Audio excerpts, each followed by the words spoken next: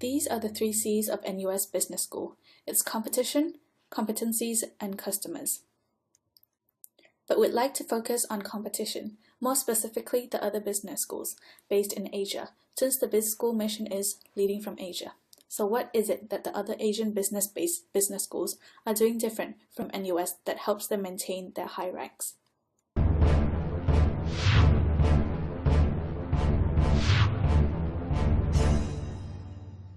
The 3 competitors we have singled out: ISB, based in India; SEABS in China has grown up very fast in a relatively short time; and HKUST in Hong Kong.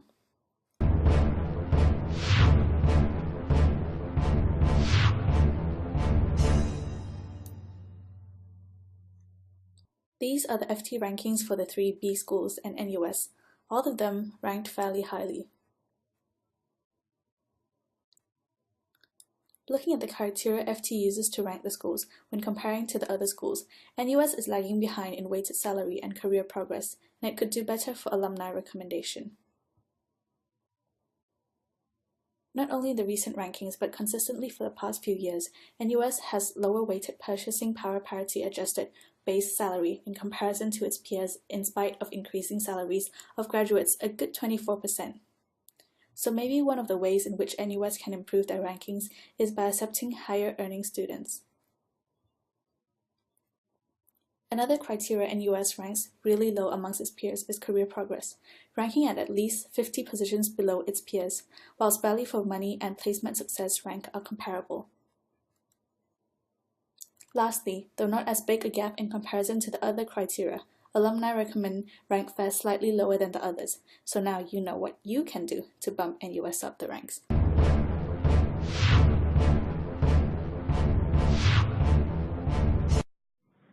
The first step to formulating an effective business strategy is to first have an understanding of what inspires value.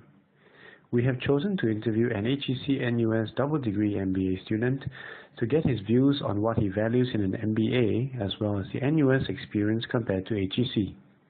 It is clear from the interview that he values a more practical MBA curriculum and strong links to the industry and alumni, and that NUS core strengths include the positive branding of Singapore as a country and links to industry in the Asia-Pacific region. Okay, so firstly, HEC and NUS, both the programs together, it's about 2 years in time. And in 2 years I get 2 MBAs, 2 geographies, and somewhat, I'll say, best schools of Europe and one of the best schools of Asia as well. Oh, okay. So I have 2 top-notch degrees within 2 years, while a regular MBA itself takes 2 years and you get 1 degree. Okay, so the feature of the MBA, the 2-year 2 MBA is a good attractive thing. Yes.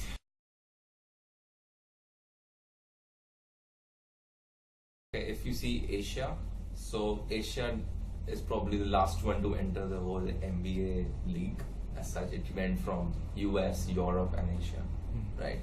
So in Asia, I will say probably there's one big school in India, in SIAG, the Asian branch, and then majorly focuses everything in Singapore, which is NUS, NTU, SMU, and probably I'll say HKUST for that matter. HKUST, yeah. AIM Manila, but it was great in the 80s, but not anymore, as the whole market has shifted towards Singapore now.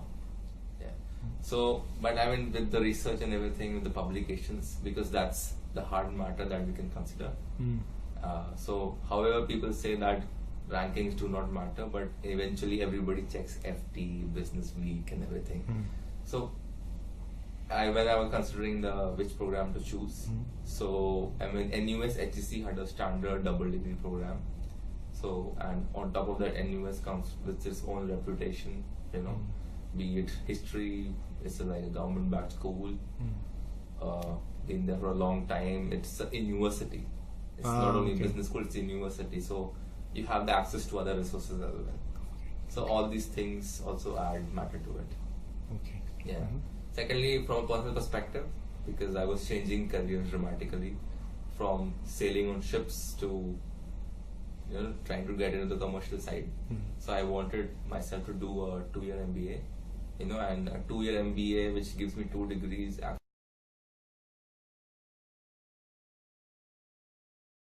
all this was the best value for the time I could get. So what do you think of the NUS Alumni Network actually? I think how did you find out about it, and why do you think it's attractive? So, yeah, great.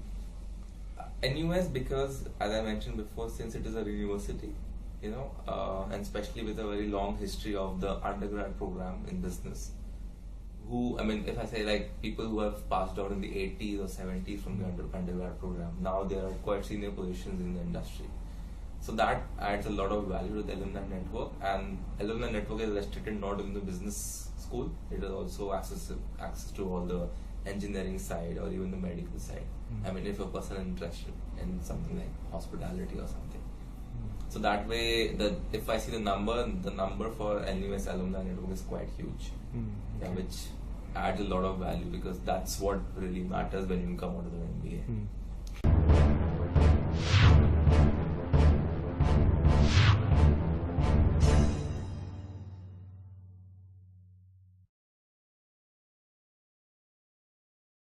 Business School has been ranked as 31st in FT Rankings 2015.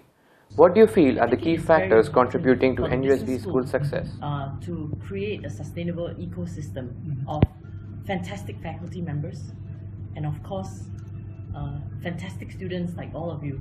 So the thing is, we have a very stringent admission criterion, and we make sure that we only admit, you know, the best of the application cohort, but at the same time maintaining a diversity in terms of nationalities, in terms of industries, gender, good gender balance, as well as roles and responsibilities.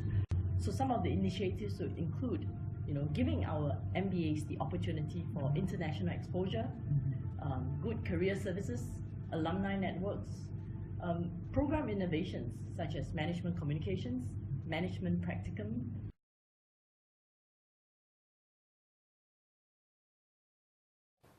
What are the critical ingredients for the B School strategy moving forward?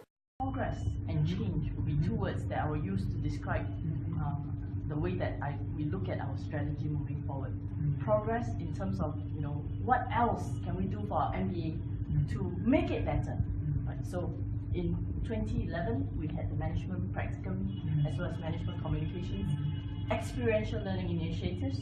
I think these were rolled out quite successfully. So the question is, what next? Right? Would entrepreneurship be one of the, you know, up and coming big things that will attract very fantastic students or different breed of students to our school? Is this a differentiator that we can use? You know, with this specialization, you know, would the faculty composition be different? It's not just the academics anymore, but we also have the practice track professors who have climbed, you know, successfully climbed the corporate ladder and contribute back to this community of, you know,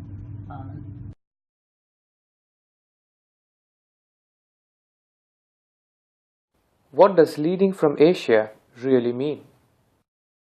Leading from Asia is an aspiration. Okay? We definitely want to lead Asia, but how do we lead Asia? I mean, it can be on different fronts.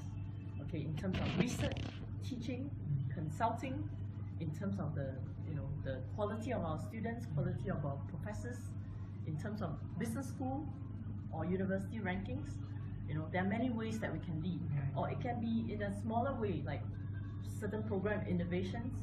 You know, we're well known for certain, you know, niche specialization, things like this. But what we want to do is basically to tie back to the core values of excellence, integrity, innovation.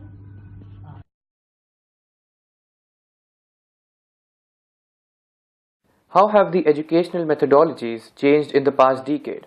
Has it, for example, gone from classroom to practical In general, learning? it has, because I think we are getting more and more into interactive media, and people's attention span is shorter. So you need to do something to keep them engaged. Right. And also, as the programs attract more experienced people, that attention span is going to remain short, because those people who have worked, they are going to be not used to sitting in a class without doing much for 3 hours.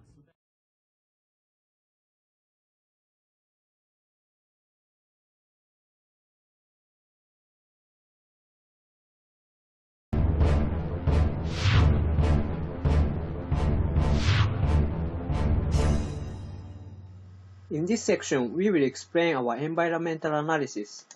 In this business, entering market is not easy.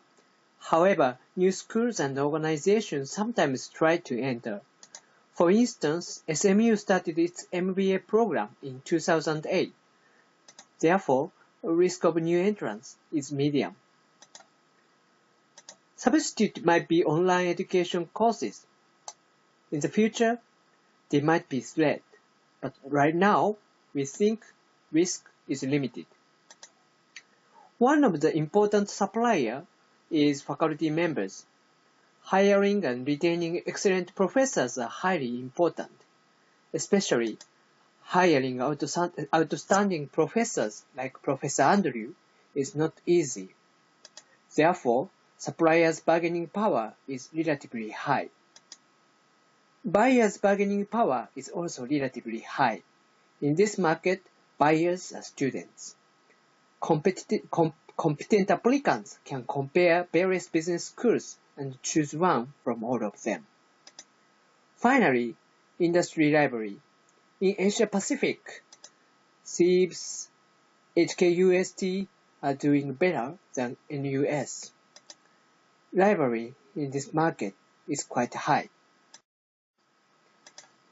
NUS slogan is Reading from Asia. In order to achieve this slogan, appropriate strategy should be formulated and implemented. People, incentive, culture, and structure. These four factors are building blocks to implement strategies. In terms of people, NUS MBA has highly diversified students and faculty members. Timely feedback and appropriate incentive system are also implemented in order to maintain and improve the quality of education. In terms of culture, the school encourages and supports faculty members to do research. Research environment is steadily improving. However, we think that the structure part still has rooms to improve. Of course, Dean Bernard Young and faculty members have worked together and the school structure has grown dramatically. However, some students argue that the quality of classes as well as faculty members still vary. Sometimes lack of communication between stakeholders makes problems and inefficiency. In order to be an excellent business school, we need to tackle these problems.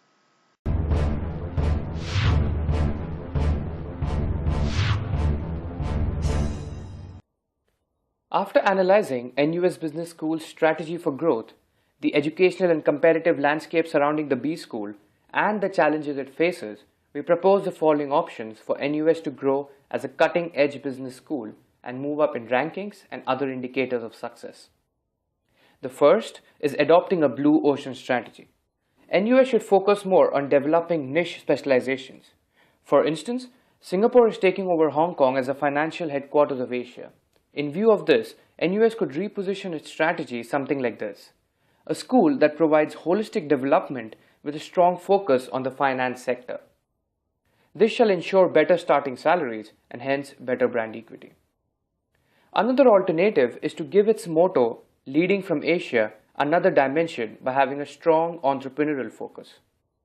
The strategy would then aim to be a business school that makes its graduates abreast with the changing times with a strong entrepreneurial focus to fuel the business engine of Asia. Our second recommendation is to work upon strengthening the alumni network. This could help create more jobs, and alumni testimonials could help increase brand recall. Our third recommendation for NUS Business School would be to leverage upon its extensive partner university channel. For instance, visiting professors from colleges such as NYU Stern or Duke could help NUS in adopting best practices. This could also aid in international recruitment.